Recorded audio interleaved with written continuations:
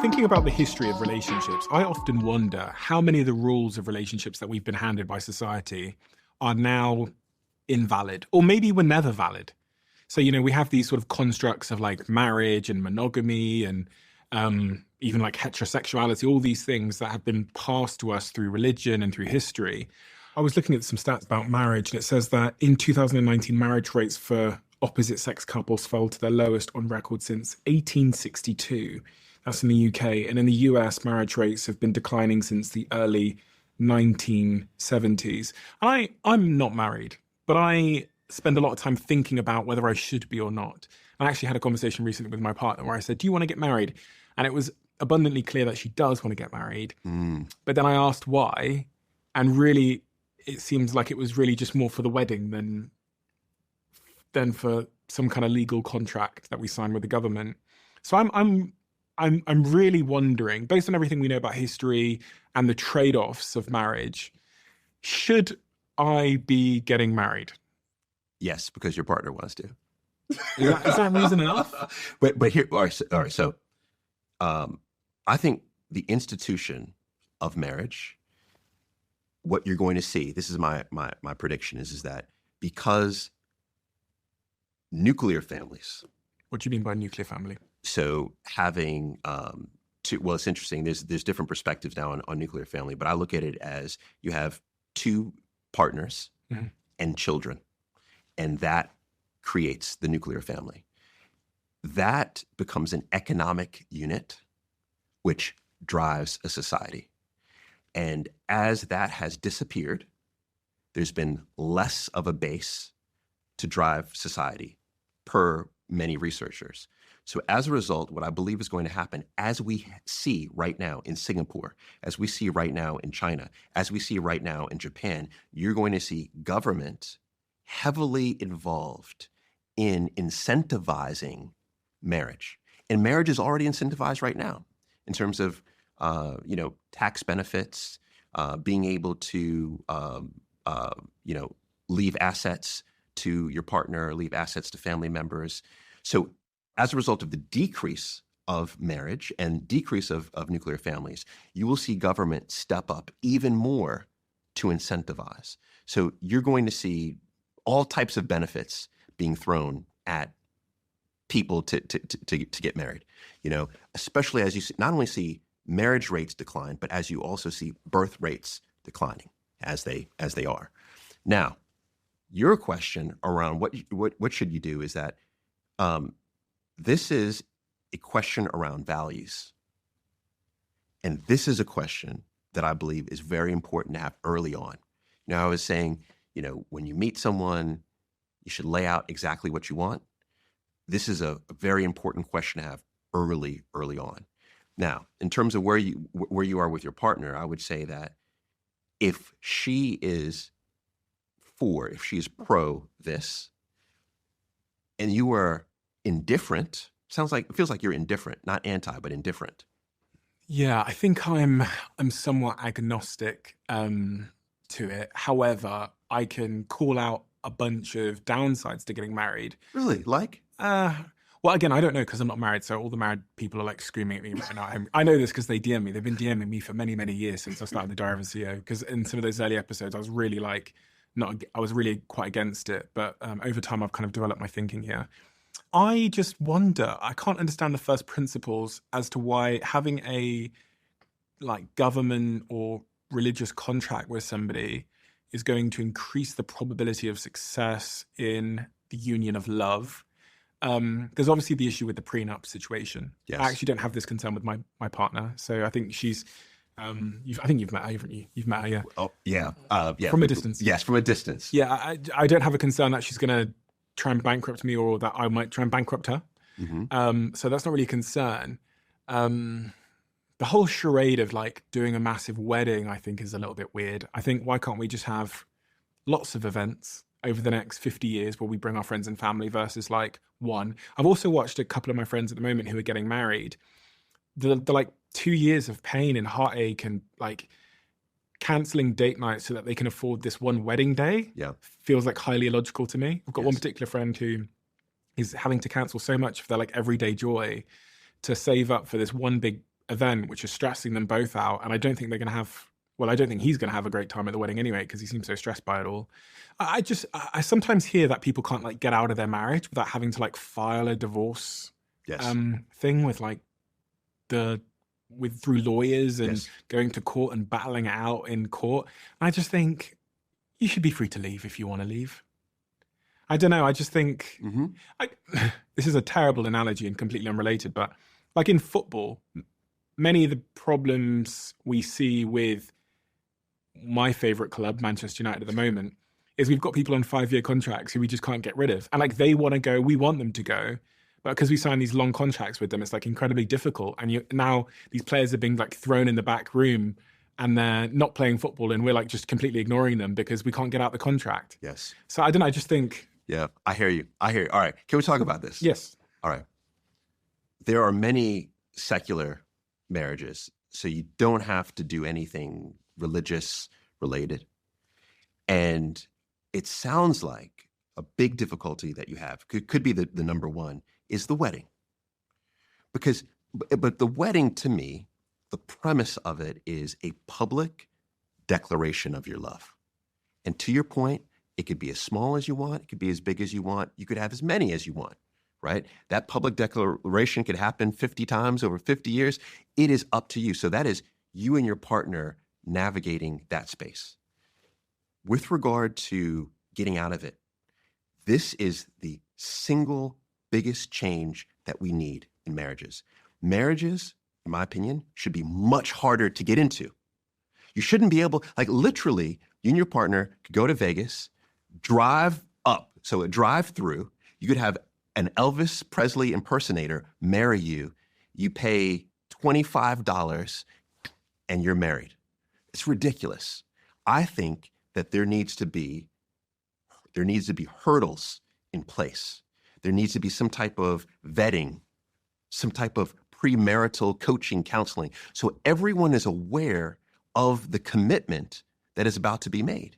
And you have the tools, you have skills around conflict management, etc. It needs to be hard.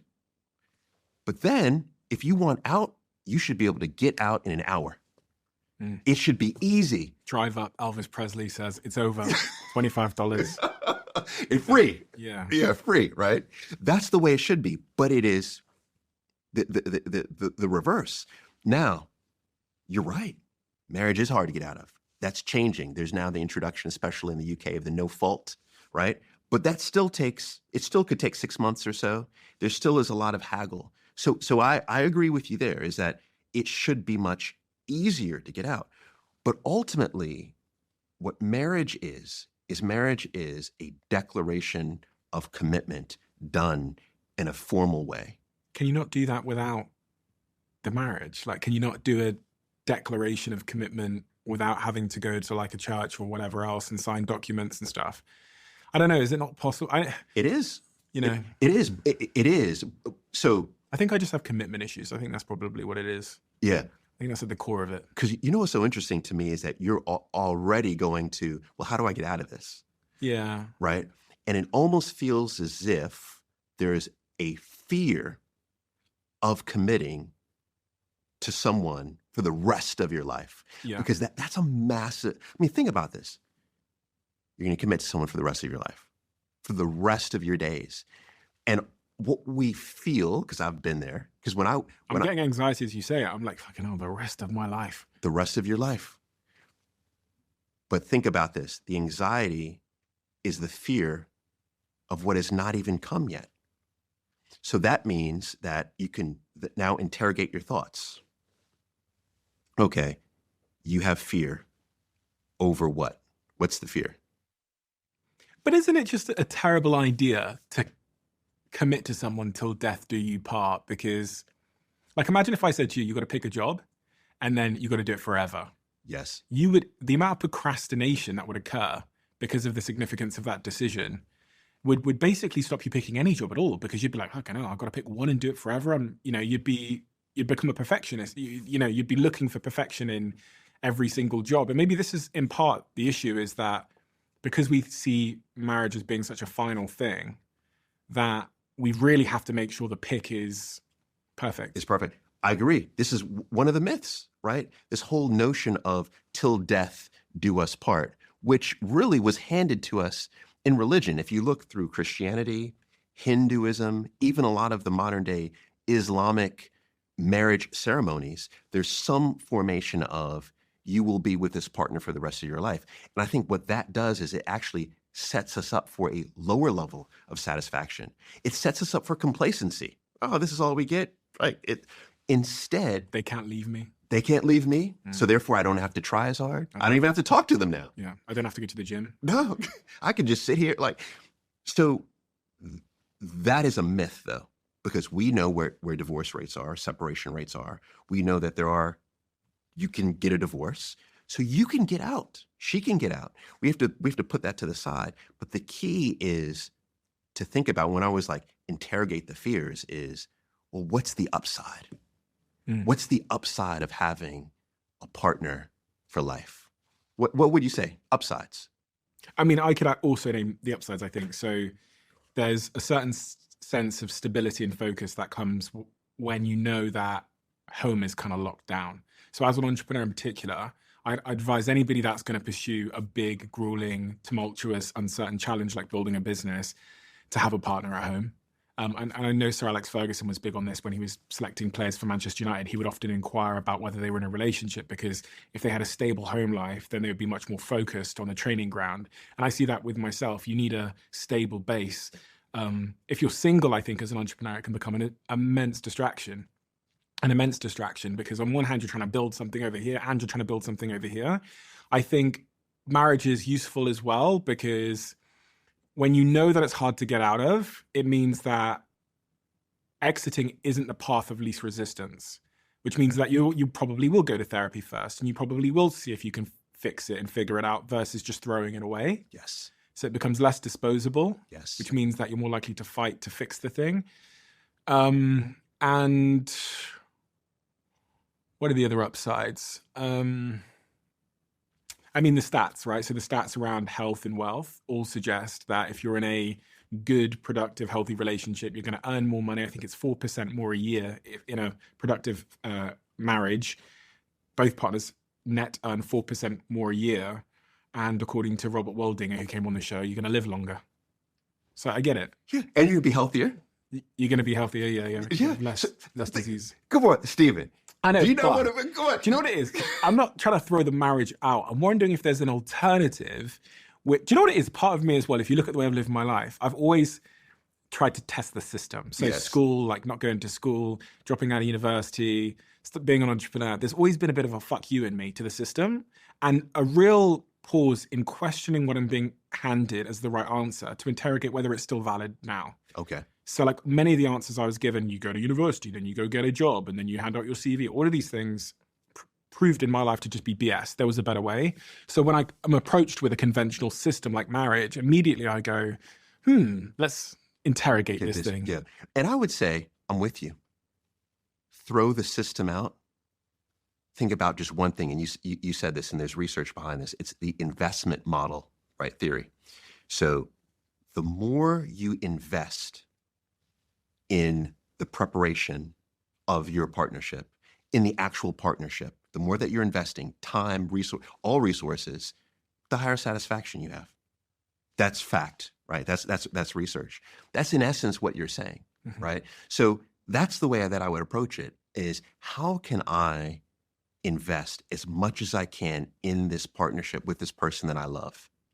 What is it that predicts a successful marriage, in your view?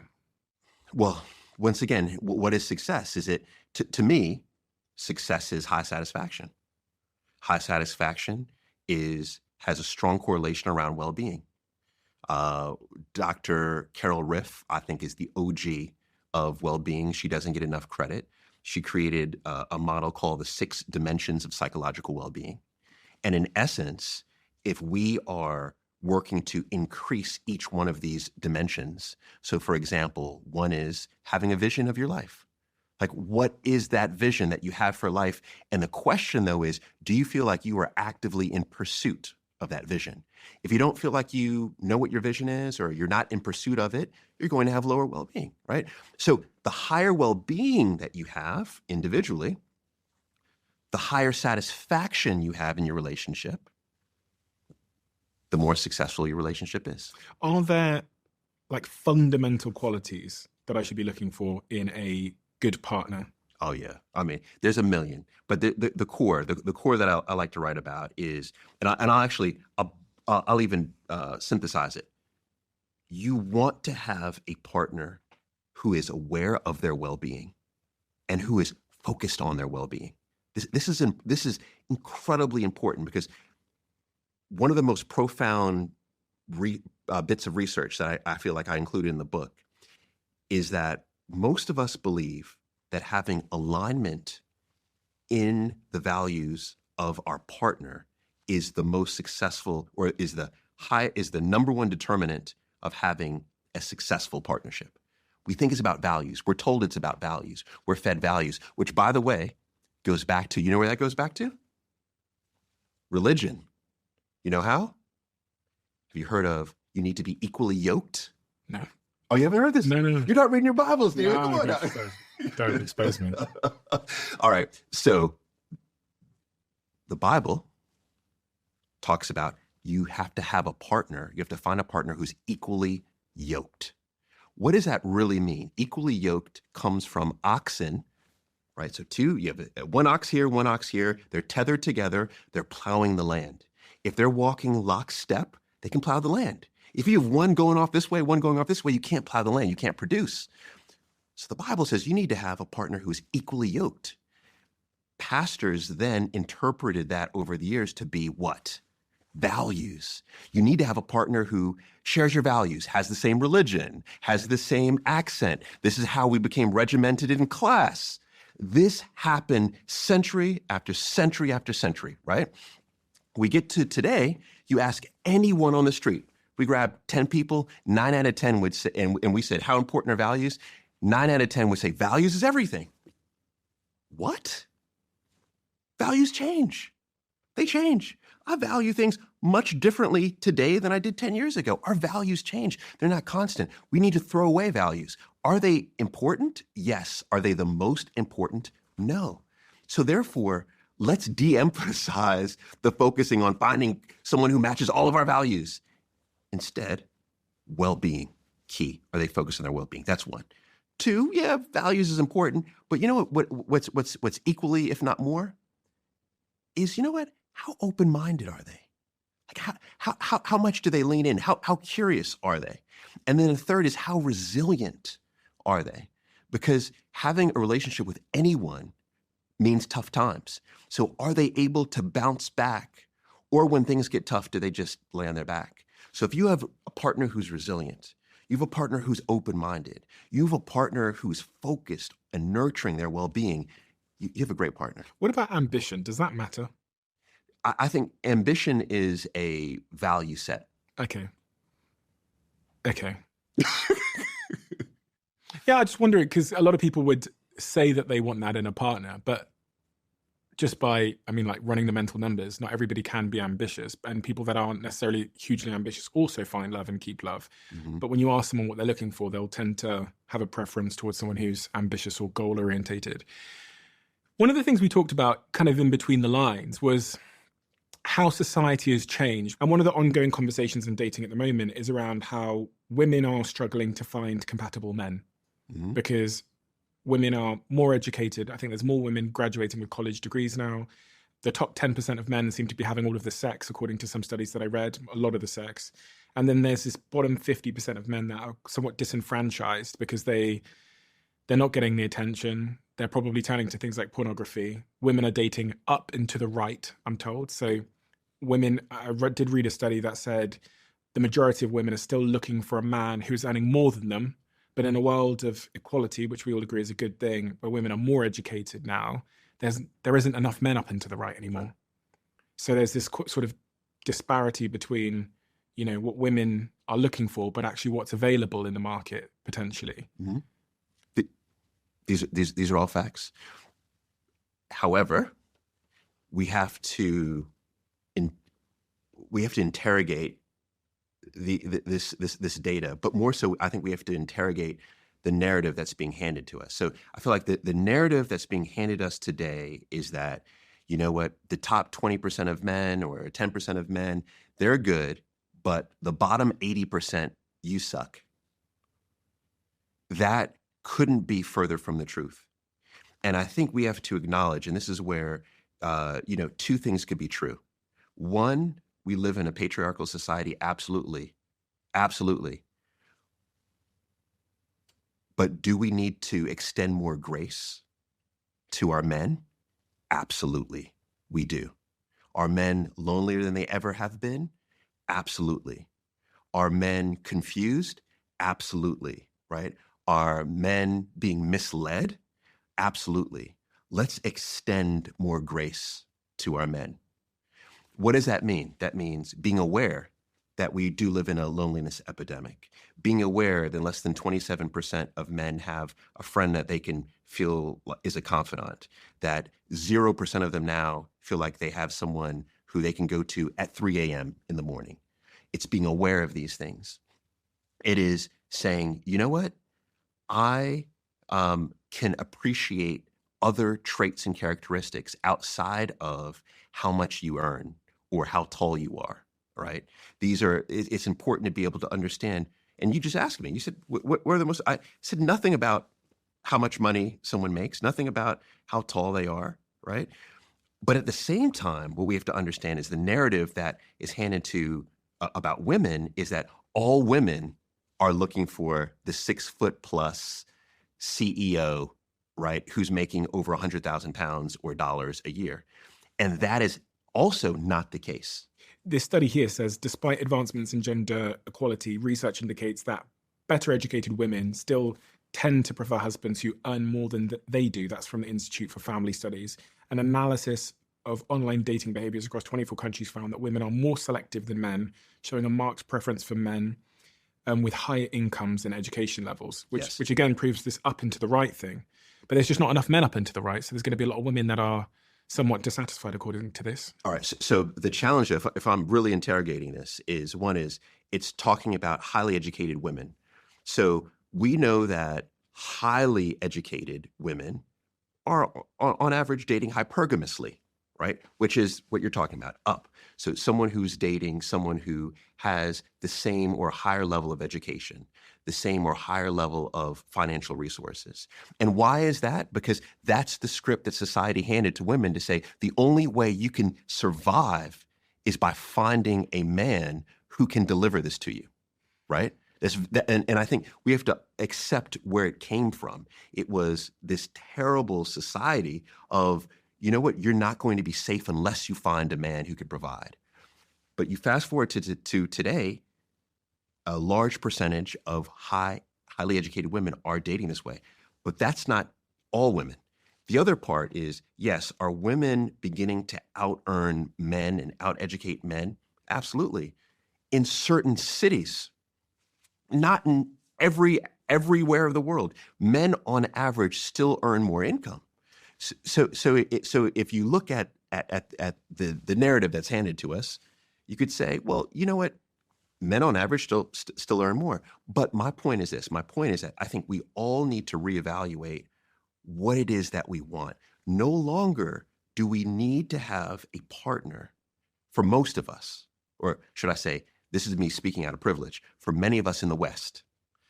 No longer do we need to have a partner for pragmatic reasons. If you think about Maslow's hierarchy of needs, and you just divided it into 3 categories, you would say the bottom kind of rung is all of our psychological and physical needs, food, shelter, right? Then that kind of middle rung is belonging and connection. And the top rung is self-evolved. We want to be, self-evolved, living our best self, contributing the most that we ever could to this world. Marriage and partnership and selecting a partner was largely based on that lower rung all the way through to the 1960s. That's like yesterday, if you think about how long we've lived. But isn't that evolution as well? Because you see the same thing in the animal kingdom with like the orangutan, which has like 98% the same DNA as us. they still select for survival factors.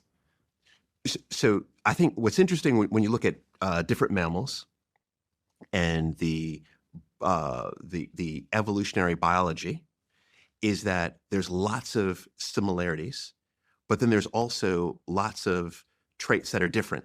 So it's one of those where we have to appreciate that as Homo sapiens, right? We are unique, and we live in a structure that we have largely created ourselves. We're debating about the institution of marriage. I mean, marriage didn't exist for the vast majority of our existence. But this golden rule thing, you told me about this. Yeah. And you told me that it's cross-cultural. Yes. So it is. And this golden rule thing, please explain it for people. But for me, that is evidence that there's still an evolutionary component to selection for men and women. And I was reading this study that said women, almost 50% of women prefer to date only men that are taller than themselves, while only 13% of men prefer to date only women that are shorter than themselves. And another study revealed that women are most satisfied when their partner is approximately 8 inches taller, whereas men are most satisfied with a height difference of about 8 centimeters taller than their partner. Yes. So women clearly have a preference here, a significant amount of them, to dating a man that is bigger than they are. Yes. But all right. Yes. This is so good. All right. A couple of things here. Mm-hmm. Do we have these preferences? Absolutely. So a lot of this handed us through evolutionary and our biology? Absolutely. Is most of it handed to us through socialization? Definitely. Do we change as we increase our well-being? Yes. So here's my point. If you were to go back and say, Zendaya, look, you go back 10 years, say, Zendaya, look, would you prefer to date a man that is taller than you? I would say there's a good chance she would say, I would prefer it. Yes. Has that been her result? No. Does she appear to be incredibly happy and satisfied? Yes. Right? With Tom Holland? That's from my outside looking in? Yes. Why could that have been the case? Because she grew up being handed a script. She grew up the Disneyfication of relationships. She saw the prince and how large the prince always was in comparison to the princess. She saw that the prince was able to pick up the princess. Like, she saw all of these things. She believed all of these things. And then as she became more mature, as she realized that she doesn't need anyone's validation, as she understood the things and the traits that she loved, she was like, this Tom Holland guy is hot. Yeah, but that is an exception, not because and also Tom Holland's got 30 million in the bank. So yeah, but this does happen. You hear it happens, but it's the exception, isn't it? It's not the rule. It is. And you know why? Also, that's the exception. And I agree. I'm with you. It's the exception because most of us have poor well-being. Most of us have low self-esteem. Most of us do. I would argue most adults have low self-esteem, mid to low self-esteem. And what does that mean? It means that we need the validation of others, right? And this is the reason why I always say it goes back to us. Do you really think this is the answer to this? Do you not believe that there's a big evolutionary component to attraction, selection, preferences? Like, because I'm struggling to believe that society is the only reason why we pick certain people. And I do, part of me wonders and slightly worries that we've almost accidentally, inadvertently designed society in such a way where what we're looking for no longer exists necessarily. So we have to confront this new reality that, in fact, we're going to have to adjust some of our preferences if we are going to be happy and find what we're looking for. Yes. I do believe that a large percentage of the decisions that we make have been handed to us genetically. So I'm with that. And I think the research suggests that. So if you have, for example, I was talking to Dr. Tara Swart and talking about, a woman in the club, if she's ovulating or not ovulating, just based on that, men are going to be attracted or not attracted. Or you think about scent, right? Really what we're trying to do with scent, the reason why we're turned off with scent is that it's genetic. It's that if we end up mating with someone who has too close of a genetic mirror to ours, the child won't be as strong. So we need diversification in our genetics, and we don't realize this, but we can determine that through our scent by being turned off. It's a whole sniff test.